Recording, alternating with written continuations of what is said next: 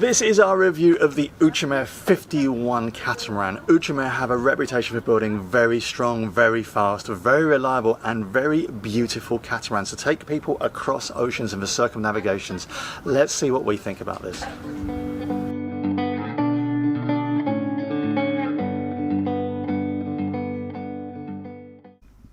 So let's have a look at safety and design of this Outremer 51. I'm not going to lie, I'm a huge fan of this boat, so I'm going to try and keep my points unbiased. Outremer are famous for these molded outboard helm bucket seats. It is a fantastic thing to be able to feel the boat through a carbon fibre tiller, but I want something a little bit more protected on long night watches. So they very kindly provide you with this outdoor helm station. It is a comfortable and padded seat with a footrest for those of us who are smaller in stature than others. We would ideally, however, like to see a little bit better bracing. Maybe some port and starboard armrests would make you feel slightly more secure on those long night watches. But aside from this minor issue, the helm is well set out. Navigational instruments are clear and easy to see. The lines lead aft and visibility both forward and astern is fantastic. Now let's see what Teresa has to say on this oh so important issue for us. Yeah, it's not really designed to it's close open. the helm. These are open helms. Yeah. Absolutely, they're open helms. Yeah. We know my opinion on open helms. Well, I mean, look, that's a lot, you know, open helm. I know, so this is what I was saying, that you do at least have the option. I think if the weather was shitty, you would have to do the watch keeping inside. Yeah, I know, but my point always is like, what if something happens? What if I'm doing the watch keeping inside, you're asleep in bed, and I see like, I don't know, a lobster pot or something that I suddenly need to steer into. around. You run out here, you don't have time to like run downstairs and wake anyone up. No, you autopilot. You do use autopilot from the inside. Yeah, I know, but okay. I guess I'm a bit old school. Like I think if you're changing. Well, go and look at the nav station inside. That's what we look at now. So this, I don't believe, is practical for a shitty night watch in this, you know, western approaches when it's blowing a 7, you know, and there's like literally you've got on a beam C where you've got bloody seawater coming over here. So go and look at the interior helm position. Okay, so this is interesting actually. So this is the inside helm position, the nav station. So this is where you would do your watch, I guess if you're on watch at night. So you're sitting here, good visibility, and obviously presumably you can control the autopilot from here as well. Yep. But you can only see the Genoa or whatever, your foresails from here. You can't see the main, but yeah, you can see the main from up there. So you can still keep an eye on your sails and your trim from inside. So that's important. Oh, never forget you sail a catamaran by numbers, so you're not feeling the boat. Yeah. You are literally, you know, yeah. when you're hitting, if it's 20 knots to reef, you know, you'll get, if you set an alarm, I mean, we'll have an alarm set at wind speed, and so you then go reef. Yeah. And that probably wake the other person up anyway. Well, it depends. Well, on this boat you would. You wouldn't go up to that helming position by yourself in the middle of the night. If you were clipped on, it's not leaving the cockpit. I don't know. All right, well, let's walk it through. How would you clip on? You're inside. You don't need to be clipped on right now. And now you walk out here. See, I've seen it done here. So you'd have to have a clipping on point up here. Strong point there. There you go. There's a strong point. Okay, so you clip on down here, and then with a tether, you can get to your watches and whatnot. So yeah, you can do it. You still expose the elements. I don't know. It's not. Don't forget this is a cat, so it doesn't heel. So to go from there to there, you are in a completely enclosed cockpit, so you cannot. Yeah. You know, if you're at the point where you're going to get washed out of this cockpit. Yeah.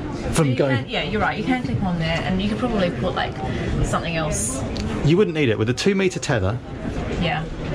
You know, really, from there. I mean, God. I mean, at the point at which you can't get from there to there without risking your life, the other crew are going to be up. That's true. Yeah. You're not by yourself at this point. How was your night watch? Like, for crying out loud. Nearly died. Yeah. But as you can see from here, the cockpit tent does not. It doesn't include the helm. No, it doesn't protect the helm. Yeah. So it's not ideal. I think you could live with it, but it's not ideal. No. But the rest of the cockpit is very well enclosed, so it's actually a very safe cockpit. And it's a beautiful cockpit. One thing I do want to commend Outremer on is the positioning of the life raft. This should be the gold standard for catamaran life raft placement, and I'll explain why. In the case of needing to deploy the life raft because of inversion, in some catamarans the sterns will sit lower because of the engine. The weight of the engine holds the stern down. This, however, does not apply to Outremer, as the buoyancy is adapted so that in case of inversion the boat still sits trim. In the case of an unsuppressible fire, this is normally going to occur either in an engine bay or in the galley. This could make accessing the life raft from a stern locker very difficult to do. In my mind, having a life raft placed forward is a logical and safe place to be able to deploy it away from potential fire. So the slightly exposed helm stations drag these scores down, but the life raft position brings it back up. We're going to give this a good 8 out of 10.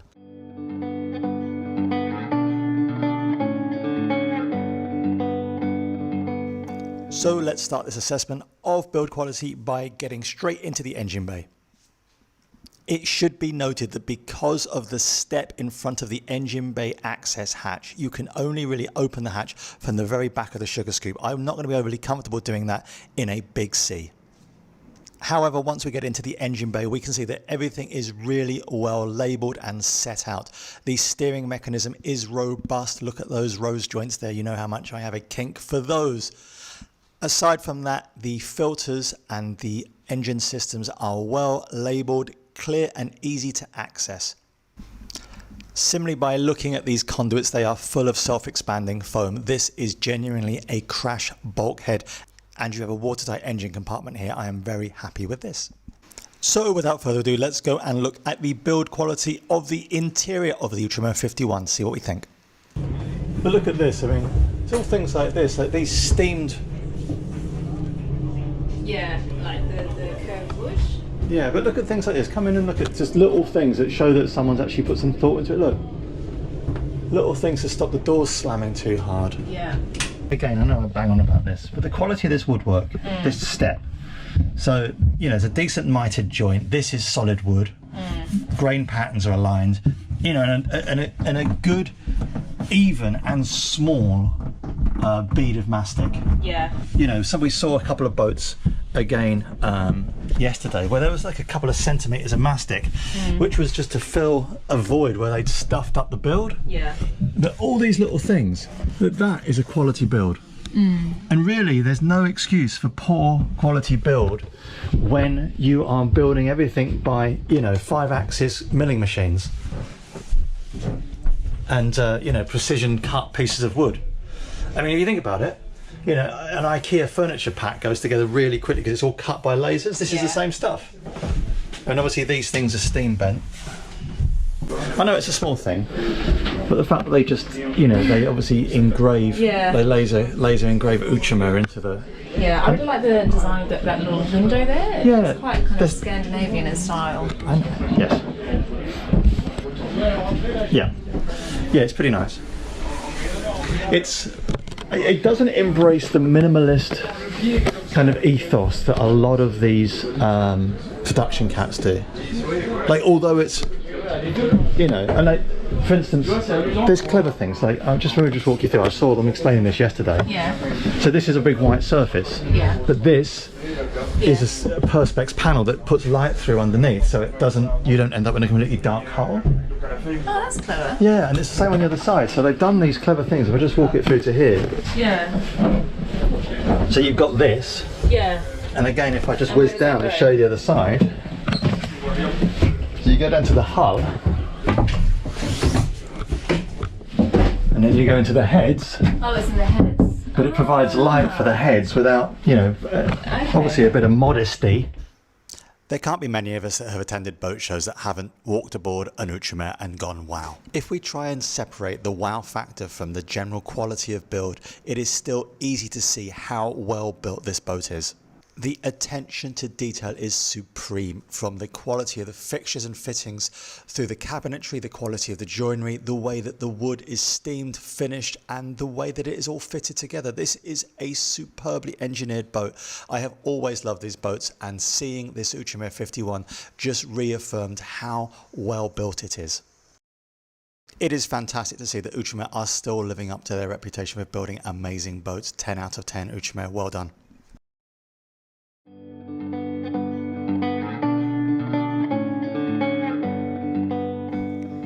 Now let's take a look at the interior design of this Outremer 51. Nick's already mentioned the wow factor, and I completely agree. This boat really did blow our socks off.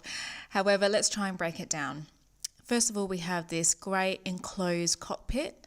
I can really imagine this being a safe and also comfortable area to be sitting in, either underway or while you're at anchor, and it certainly would fit plenty of people if you happen to have guests on board. Going inside, we have an absolutely beautiful and very practical saloon and galley area.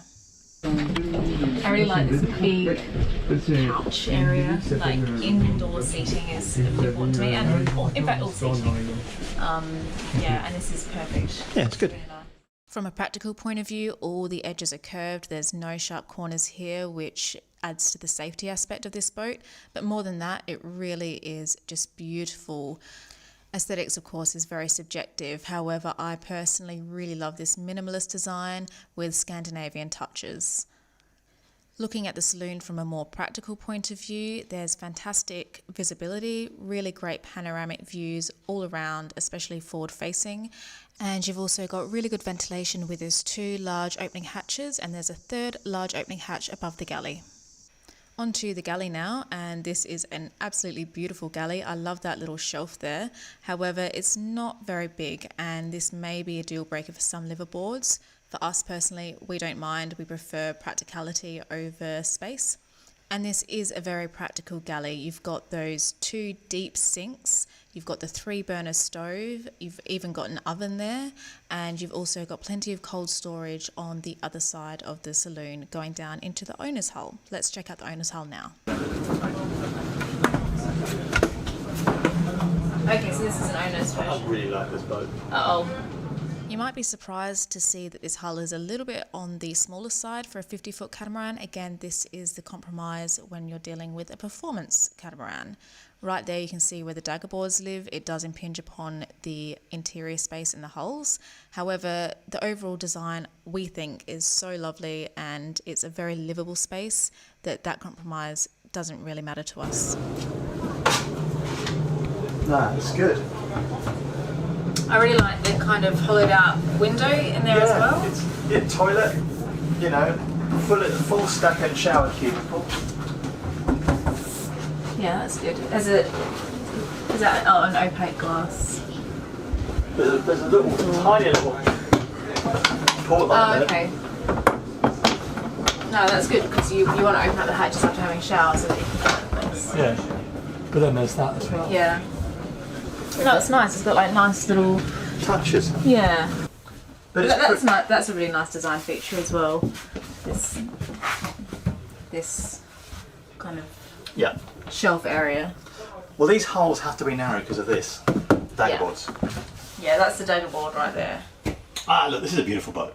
Yeah, this is really beautiful. Let's now take a look at the master cabin. This is not an island bed, of course. Again, the hulls are too narrow for that, but it is a very beautiful space. It's got ventilation, 2 hatches, which will provide adequate ventilation, although not amazing ventilation. But it's still a very practical and comfortable space with shelving and storage and that really lovely big window that lets you see the beautiful anchorage that you happen to be in. So, owner's cabin. Again, I think, you know, we talked about not making this all about aesthetics, and it's very difficult to not do, because you do buy these boats with your heart, not with your head, but it's just quality of finish. The guest cabin is very similar, of course, to the master cabin. You've got exactly the same setup in the aft part of the hull. Berth is 170. Okay. Big berths. Yeah. Opening hatch. 2 opening hatches. Yeah. Your guests share a separate shower room which has that opaque window in the ceiling that we pointed out earlier. There is a separate shower for this room, but we didn't film it on the day because it's tucked behind that door. And the forward cabin, this owner has set it out to have a little bunk bed, and I have to say this is a really sweet little room. Again, you've got your 2 opening hatches. I mean, this is a 50-foot catamaran, so you think that it would be quite big, but the hulls are very narrow. Because it's a performance cat, and so you don't have that same kind of overwhelming sense of space that you do in your production boats down in the living space because of the different design. You've also got the dagger board, so you can see behind me that's where the dagger board kind of lives, I guess, so that restricts the space down in the holes as well. It's the same as the Katanas.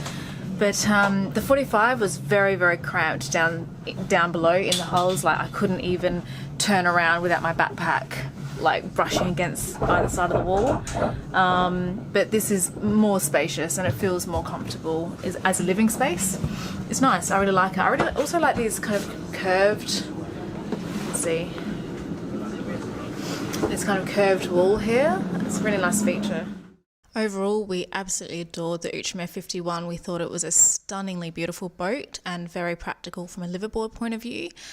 The only thing I'm docking a point for is the galley. It was a little bit on the small side, but other than that, 9 out of 10.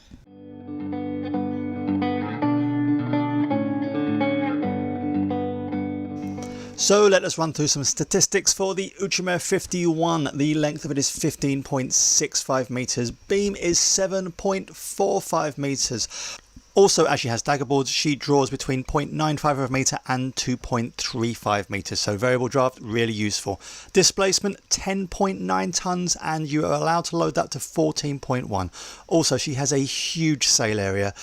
91 square meter main, 110 meter Jenica, and a 31 meter jib. That is huge. So how does this translate into performance? Mathieu was kind enough to send us the polar diagrams. So with that oversized rig, fine hull profiles, the dagger boards and the lightweight, the boat absolutely flies. The Jenica gives her scintillating performance in light winds, but off the wind you are looking at 23 knots as a polar diagram. This is going to be a boat that you are going to be sailing with a big grin on your face. So we are going to score the Outremer 51 8 out of 10. That is a fantastic score. There is, however, a faster Outremer, and let's see how that scores when we review it later on in the series.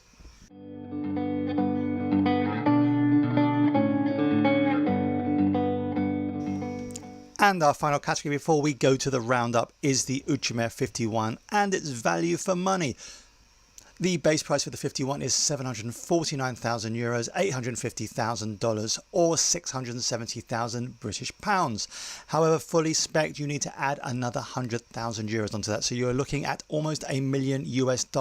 However, if you scour Yacht World, you can see that a 47-foot Fontaine Pajot or a 50-foot Lagoon will also set you back a similar price. So based on that, you need to make a decision as to whether you would prefer an Outremer or you would prefer a Lagoon for a similar price. However, the boat, once again, is built in France, so you are paying for those labour rates. As such, we're going to give this a solid but middle of the road 5 out of 10.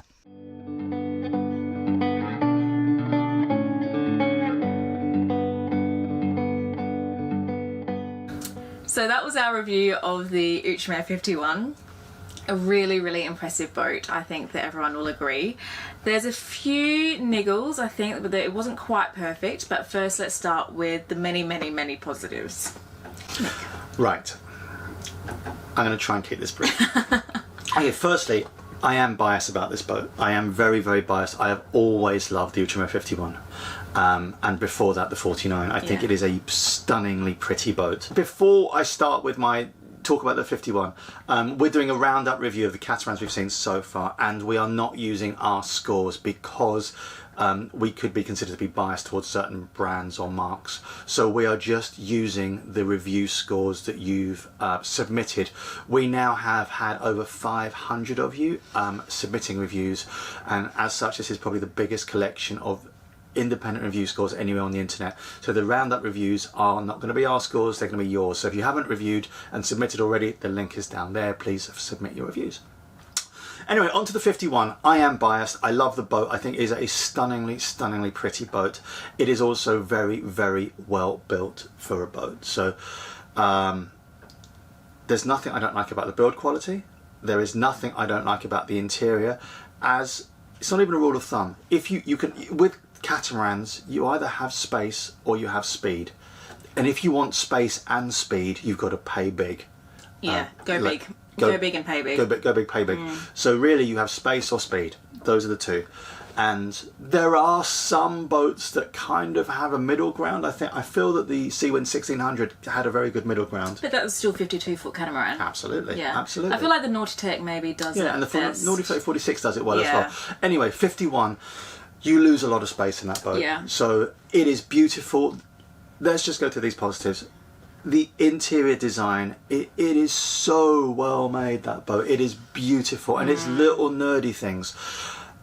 Like the thickness of the beads of mastic, they are like, they're millimeters thin. The workmanship is to die for. It is amazing. You go on there and there is a real wow factor. Yeah. And I think something that you've said on one of the reviews, if you're going to do the Scandinavian minimalist approach, you do it really well, or don't bother at all, because you can't carry it off if it's shabby. There's nowhere to hide, because it's so minimalist, it's so sleek that unless it's perfect, the flaws show up really obviously. Yeah, absolutely. And this was just probably the best example of how that kind of look can be carried off. I know that there's a lot of discussion on, internet forums and whatnot about, the kind of IKEA look, which I'm interpreting to mean like the kind of minimalist Scandinavian look, not necessarily the cheap look, because this definitely is not a cheap look.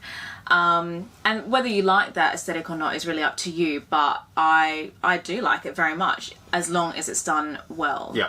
And this was done so well, and it was just gorgeous. I mean, is. we walked on and we were just like, wow, there's so many, as you say, so many like little tiny touches, like, the Outremer that had been like lasered onto the, was it Corian? I don't know. One of the it's work engraved surfaces. into the Corian. Yeah, and I really love those opaque kind of skylight things. That they let light into the hull or into the heads without kind of impinging upon your privacy. Those, I know that it seems like a small thing, but the shape of those little port. It's just, the design is beautiful. What are they called? Portholes? Port lights. Yeah. Port lights. Port lights. I always get confused. I just want to call them windows. Just gorgeous. Everything was gorgeous. It's a beautiful boat. Yeah. Look, the interior design is fantastic. It is a leap up from the 49. Yes. So I've not been on board a 49, Nor but have I. I've certainly scrawled through Yacht World enough times. Yeah. And it seems like They've raised their game hugely, and it is a beautiful, beautiful boat. So Yeah. I love this boat. I think really, other shipyards in France could do better than to actually go and poach some of their workforce, just to try and raise their game a little bit. So the design of the Outremer 51 is fantastic. Yeah. The value for money, it is an expensive boat. You are looking at probably €1 million. But you go and look at a 50-foot Lagoon or a 50-foot Fontaine Pajot. Yeah. You're in the ballpark. Yeah, if you're looking at a 50-foot cat, then that's the... And so if you're paying 900,000 or $1 million, it's only 10% difference. If you're in the 900,000 ballpark, you'll be able to push the extra mile. So it really is. Do you want a boat that is fast and beautiful, or do you want one that is not so fast and not so beautiful but bigger inside? Yeah. And those are the things. So. Huge fan of the 51. Huge fan of it, and there's not a lot I can say that isn't just gushing. Yeah. But it's not perfect. It's not so perfect. Let's go for the negatives. I just want to put another positive out there. Sorry, Okay. I've just forgotten one. The life raft position in that boat is absolutely fantastic, and I'm going to explain my thoughts of it. The life raft, there's only a couple of shots of it, is placed on the forward trampolines, or there's a recess in the forward trampolines, and that means that the life raft can be accessed from above or below. So if you've inverted, you can just drop it and use gravity to take it through. There are a lot of life rafts, and as we've gone through and done our reviews, we have had it pointed out by certain manufacturers that actually you didn't see the life raft locker, or we removed the life raft from the locker to give a better idea of space at the boat shows, which is nonsensical. You need to know where the life raft is anyway. And a lot of these life rafts drop out through the floor. They've got lockers where the bottoms fall out. However, and this is the problem, unfortunately there was a tragedy a month or so ago where 4 people, a catamaran capsized off the Australian coast, and some people tragically lost their lives. And if you look at the footage of that catamaran, you can see that because the weight in catamarans is at the back where the engines are, the back of the boat is submerged. Yeah. And the bows are... And the bows are raised. Yeah. And it would probably be very, very difficult in a big sea to release a life raft from a submerged back of the boat. So to me, having the life raft forward is a better position. Obviously, this goes out to the internet and you can correct us, and continue with updates. So that's just another positive about the Outremer 51. I think the life position is absolutely amazing. Negatives, Therese? So there were a couple of negatives. From like a interior design point of view, there's no island berths. It's a performance catamaran. The hulls are narrow. I mean, what do you expect? The berth size itself was, I think, 170 centimetres across, so perfectly adequate, I think. But, you know, I know from experience that making that bed every day would soon get really tiresome. The galley was not very big. There wasn't much bench space, so that might be an issue for some people. I think the galley is probably smaller than our galley that we have at the moment. It's a strange design, and the cooking top is very, very near the staircase. Yeah. And I wondered whether that would be a hazard if you were in a big sea. Yeah.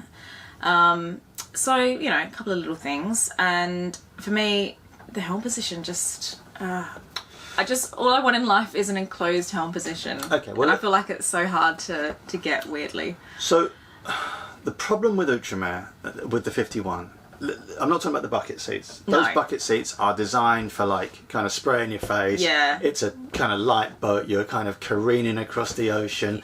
There's like 2 or 3 supermodels dancing to kind of like fun-loving criminals on the bow, and you're just sat there with your fat cigar in your mouth, kind of enjoying life in the fantasy world that I sometimes live in.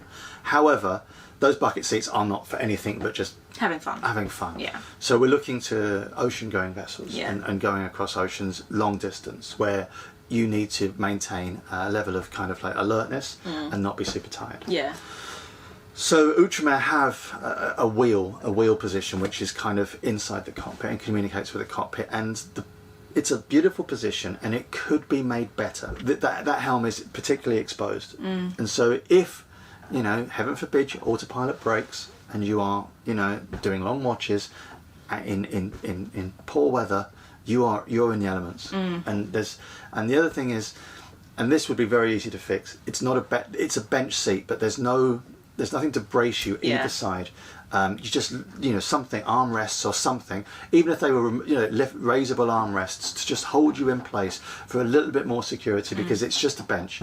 Yeah, so that is the helm position for me for long passages. I know everyone's like, you can helm from the inside. You have to be able to helm from the outside in case of electrical failure. Having a dark boat, you've been hit by lightning, your batteries go, your autopilot blows up, whatever. And so for long passages, that's going to be very exposed. And your helm position, your outside helm position, is always going to give you better visibility than an inside helm position. And at night, you know, what's the point in being inside when really it's the outside helm position that should be the one that is best set up for, you know, keeping watch. That is where you should be doing your watch keeping, so that you can see 360. You don't have to be getting up and moving around looking at different windows to see your sails, or kind of, you know, trying to see that your kind of your blind spots. That is where you should be setting yourself up, where all your lines are, where all your equipment is, everything. So I get people are like, oh, but you could just, you know, keep watch from inside, and I'm sure that we would, but really your outdoor helm station should be...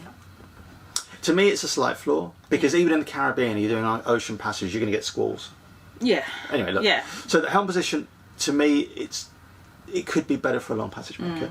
And again, we've done this with another couple of reviews. These are minor points. I'm nitpicking. The cockpit being enclosed like that, it's difficult. You can't get to the dinghy davits. You know, you have to walk all the way around. There's no kind of access to the swim platform. Yeah. So that's another minor gripe. And the access to the engine bay is only via the last step on the sugar scoop. So if you lost one engine and then you had another engine, you would really literally, because you can't. The engine access, you're absolutely correct, is right on the back of that sugar scoop, and you have to lift the step up to open the hatch. So you've got to be on the very, very back of the sugar scoop to get the engine access. And that, to me, I don't like that. I'd be, you know, 3 o'clock in the morning, you know, in weather with a dicky engine trying to get into port on the back of that. Yeah, you'd be. That's not a good place to be. Not a good place to be. But you know, these are minor things, and you know, you have to argue, well, what's the likelihood of this happening? Yeah. But let's just deal with, you know, it's a beautiful boat. Yeah. So, your summarize the Outremer 51. I think that it is a fantastically beautiful luxury performance catamaran that is ideal for liveaboards. I think that we haven't reviewed the 45 yet, although we intend to, but spoiler alert, the 51 is better for liveaboards. Yeah, and you can load that. Yeah. I mean, the 45 has been made famous by sailing Kitty Wake, Elena and... yeah, Elena and Ryan, right? From Kitty Wake, yeah. So Ryan and Elena from Kitty Wake have got that bit 45, and that's an amazing boat. Obviously, you know, it's right. They got the joke. Did they? I think so. I So don't know. People are going to be like that. Yeah. No. Whoosh. Yeah. So the 51, you can put 2.5 tons of weight on that, which means gen sets and washing machines. So yeah. it's a little. My closing statement on this: is it flawed? Yes. Is the flaw in what I consider to be the helm station, the outside helm station for a long distance liveaboard? Is it a red line? Almost. It's on the edge of being a red line. Would I have an Outremer 51? In a heartbeat. Yeah. In an absolute heartbeat. It's made easier for us because it's quite clearly out of our budget, so we're like, well... I say this a lot, you know, we can sit and write these reviews and put the scores down and objectively go, oh, look at this life raft versus this life raft, look at this versus this, isn't the journey, you know, you buy it with your heart. Yeah. And, you know, this isn't the first 51 we've seen. We actually saw the 5X as well, which, literally... Yeah, that was beautiful. But is that 60 foot? Who knows? Anyway, whatever. It's got peacocks and all sorts of stuff. It's huge and beautiful. And beyond our price range. Way beyond our price. And so you buy the boat with your heart. And I would buy that boat with my heart if I had the money to buy it. I'd have to buy it with the kidneys and sell them to cut the kids. Yeah. So that is the review of the 51. We are biased. I love the boat. There are flaws to it. Let us know what you think. Let us know your thoughts. Yeah. Anyway, so that is another one of our reviews. We have 1 or 2 more in the series coming up, and then we've got the roundup video, and then we will be at Annapolis to do more reviews. So, like Grand Mont, do not show a lot of non-European boats. So, Maverick, Neisner, Antares, more Sea Winds actually. Yeah. So we've got a lot more that we are lining up, and we, test sails and other bits. So we're going to try and make these reviews more in depth because we've got a lot of feedback from you guys as to what you'd like to see. So dedicated look at life raft lockers is one thing that you've also given us feedback on. Bridge deck clearance is something we've touched upon. I could give you stats of bridge deck clearance. It to me is it's a bit of a false. You're getting a false view of whether or not that's going to directly relate to hull slap. And there are too many factors that kind of like cause hull slap to just equate it to bridge deck clearance. So we're not going to do bridge deck clearance. But any other things you want to discuss and think, okay, can you please run this into the equation? We are going to kind of update our categories a little bit. Yes. Apart from that, thank you so much for watching. That is the Outremer 51. We will be back soon with more reviews. Goodbye. I just felt saying my neck crack. Did you hear that? Yeah. I should nod. I should just sit here. I went like this and it went crack. You've got a straw to feed you. So please feel free to subscribe. Click that notification bell so that you never miss an update.